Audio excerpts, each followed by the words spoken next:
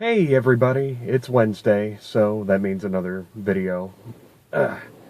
Today I figure I'm gonna do a little bit of a marathon run. There's a few more Nicktoons that I wanted to cover, but I'm starting to run out of time in September, so I figured I'd get them out of the way. I'm gonna be doing 4 Halloween specials today.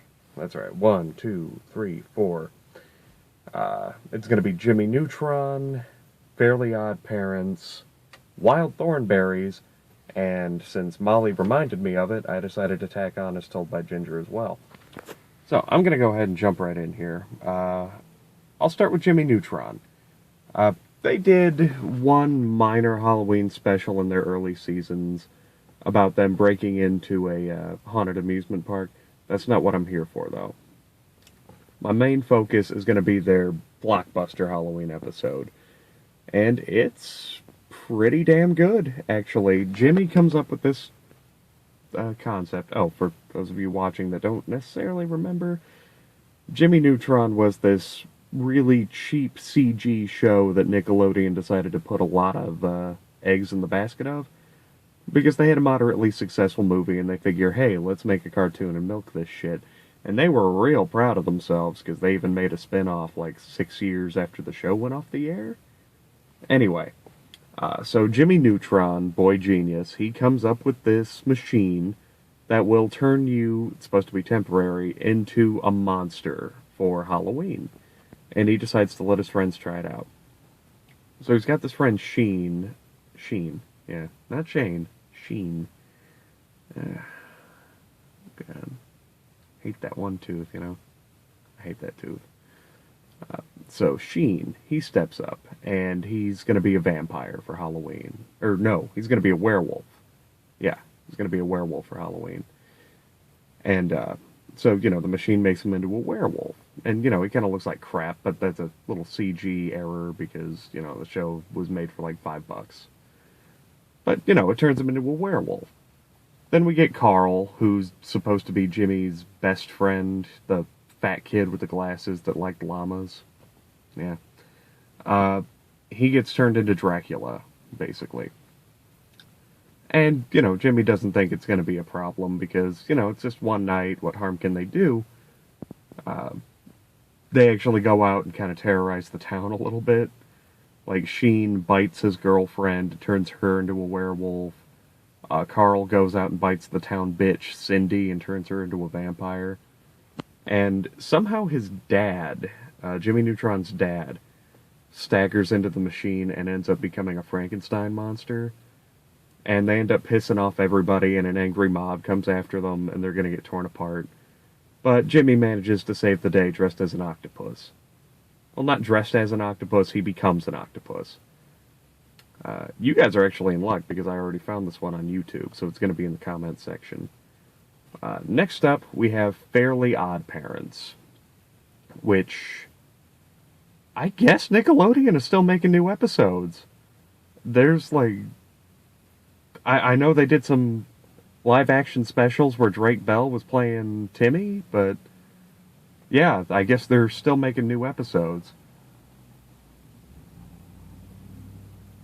My neighbor that I don't like just rode by on his bike. I got a little distracted. So, it's called, like, the Fairly Odd Scarents. Not a clever name at all, but you know what? It's late 90s, early 2000s Nickelodeon, so they were just swinging at the dirt. This is another one. It's the same concept of characters becoming their costumes. Because that was Timmy's wish, because, he's having a shitty Halloween. Vicky dresses him up as a mummy. She was his really bitchy-ass babysitter. She dresses him up as a mummy. And, he decides, hey, I'm going to wish everyone is their costume. And, that works out okay. At first. Because, everything's creepy, everyone's a monster. But, all the fucking rich kids are supposed to be these evil villains from a Crash Nebula cartoon. I'm actually a little surprised I remember that name, honestly. Crash Nebula. Yeah, that was a cartoon that they would watch on Fairly Odd Parents. They were all these villains from Fairly Odd Parents that were like pumpkin bots, something weird like that. And they could all fuse together and turn into this one giant pumpkin bot, and they were going to blow up the planet up at the end of Halloween. And Timmy actually had to, like, he had to pull a win out of his ass with this one because he couldn't unwish it, because they were like his Fairly Odd Parents, the fairy godparents, you know, Cosmo and Wanda. They were a janitor and a nurse, so they didn't have any special abilities anymore. So he actually rolled around in the bargain bin and made a monster costume that he could fight the Pumpkintrons with. It was pretty entertaining. That one's going to be in the comment section too. I got two for you today. Yep, there we go. Two for you today.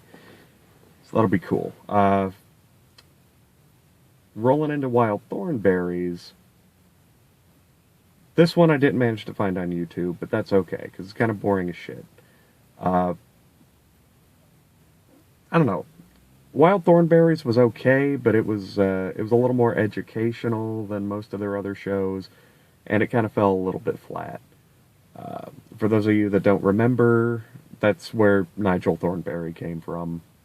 So, you know, internet, that one's for you. That's where he came from. Remember who you are. They did 2 Halloween episodes, but I'm just going to talk about the first one because the second one was super educational and it was about Day of the Dead. So the first one, they go out to Transylvania to meet up with Marianne, who was the main character's mother. Marianne's mentor, Dr. Spinoza. Fuck, my memory's pretty fucking solid, apparently. They go out there to meet up with Dr. Spinoza, who is like the world's expert on vampire bats, and she's talking the whole tribe up about how she had such a crush on him.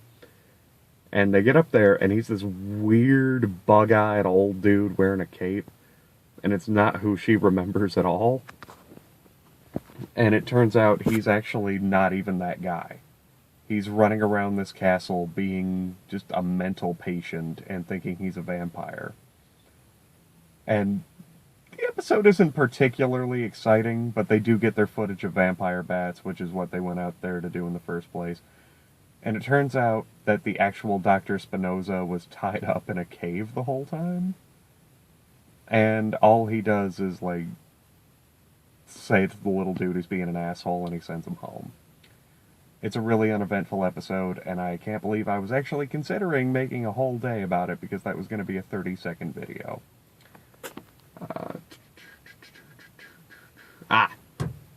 This one's for you, Molly. As told by Ginger. A lot of you might not necessarily remember that one. That one kind of came out late in the cycle for Nicktoons. And it was a little more so aimed at teenagers than actual kids. It was one of the first cartoons that was really directed at teenagers and their problems and things like that. Because all the main characters, they were like in middle school. They were starting to go through the changes of life and shit like that. And obviously the main character's name is Ginger. Little red-haired girl that life just likes to shit on. And she likes to shit on everyone around her. So that all works out. So the main plot of this episode revolves around Ginger being in a play about the Salem witch trials. Because apparently in the town that they live in, there was a witch scandal back in the 1600s, and it helped put the town on the map. So there's a play about it.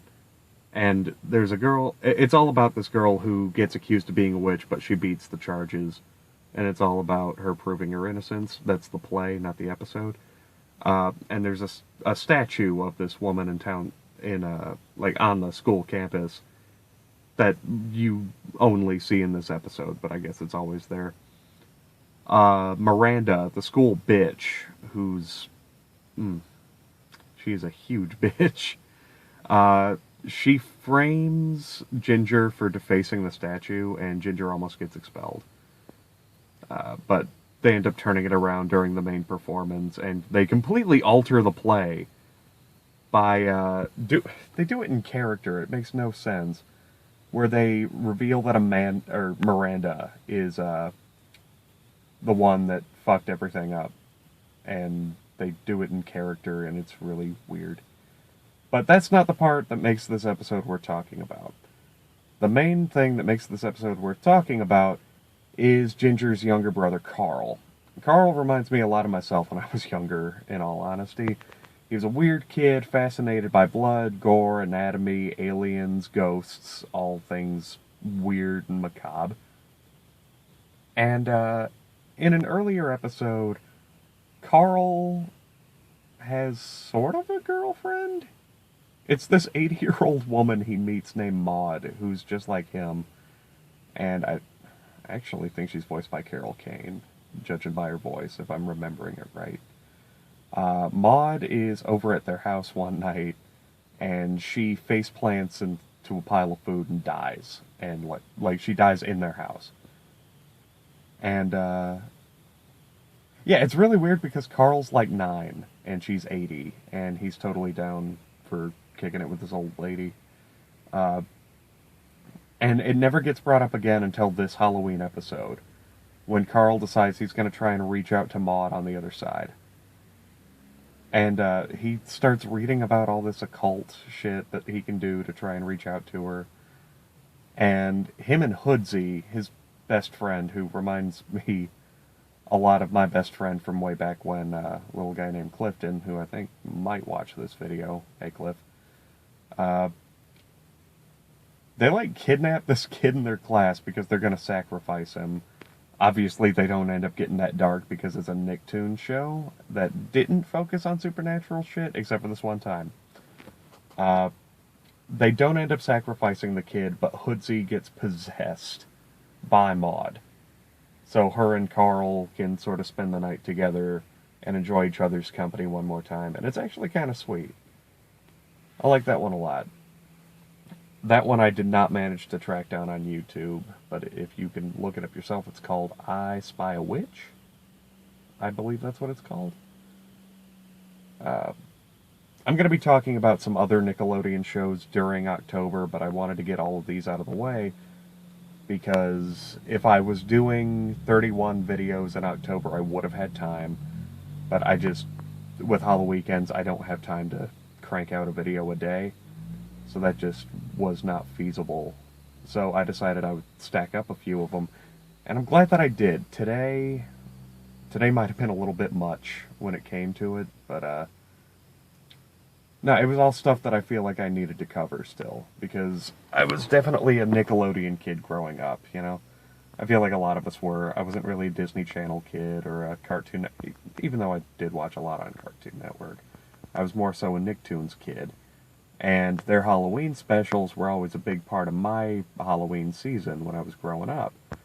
I would always tape them on VHS and watch them during the year, and then I would get really excited when they would come on, so you know, it really helps tap into my inner child, kind of going through these, reliving them a bit. It's a lot of fun, and I hope that's what it's doing for you too, because that's kind of the point of these videos. Even if only like 5 of you are watching them, I hope you're having a good time doing it. Because as long as one person watches it a day, at least one person, I'm going to keep doing it. So, yeah, okay, tomorrow's going to be a bit of a treat. This one's going back to the Fox family days. That's right, not ABC family, Fox family. Because I'm going to be talking about 13 Nights of Halloween. But in particular, I'm going to be talking about Big Wolf on Campus. So, for the 3 people that remember Big Wolf on Campus, buckle up, because I'm going to have a lot to say. Alright, I'll see you guys tomorrow.